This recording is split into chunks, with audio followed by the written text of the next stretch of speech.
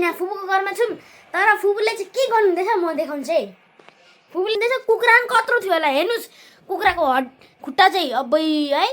खतरा यहाँ पनि छ खतरा तर यहाँ चाहिँ सबै कुखुराको लागि रुँगिरहनु भएको छ बोजू कुखुरा कहिले बनिने हो हामी चाहिँ कुखुरा हेरेर चाहिँ यो कत्रो रहेछ कति केजीको रहेछ भनेर त्यो छक्क पऱ्यो कुखुरा चाहिँ यतिको छ अबै 5 केजीमा चाहिँ बेसी छ यो कुखुरा चाहिँ त्यही त अबै